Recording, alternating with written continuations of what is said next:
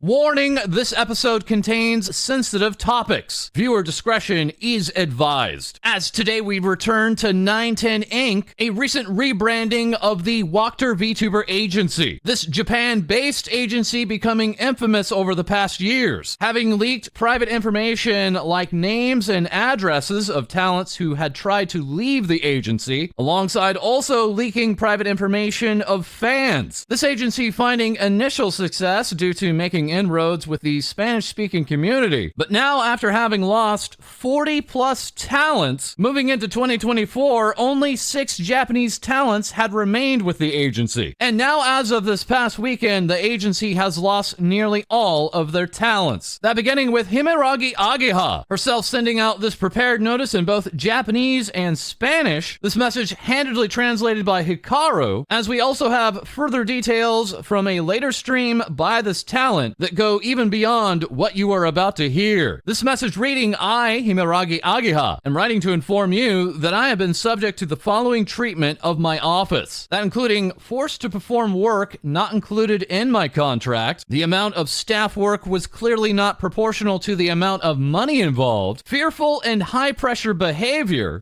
sexual or power harassment, compulsion to express opinions that were originally not anticipated, and even instructions that prohibited taking prescribed psychiatric medication. And regarding the circumstances that gave rise to these accusations, this talent would further say, until now, I did not have the courage to press charges because I owed my agency the money I needed for my activities. However, I found myself in a situation where I was under mind control of the office management for a lengthy period of time and reached my mental and physical limits. More specifically, I suffered from severe withdrawal symptoms when I stopped taking my psychiatric medication. This led to repeated self-harm and becoming dependent on alcohol. Finally, in March of the year before last, I attempted but failed, and yet was still given the directive order to continue my activities. I now suffer from a conversion disorder and will be hospitalized in the future because I have difficulty walking and speaking. Because of this, I have decided that it is no longer possible for me to establish a trusting relationship with my office. Regarding the accusations above, we have already consulted with relatives and lawyers and recorded and videotaped everything. In the future, we intend contacting the company through our lawyers, including payment of debts. I am deeply sorry for causing you concern in this way. These may be my last words, but I wholeheartedly love all my fans who supported me until now. This talent later on stream revealing that she had gone through with 2 attempts, alongside also detailing that WACTOR had been forcing her to create content on Fantia, that specifically being adult-orientated ASMR content. As she had taken out a loan with WACTOR to continue with her activities, she had been told that if she did not have the money to pay it back, she could pay it back with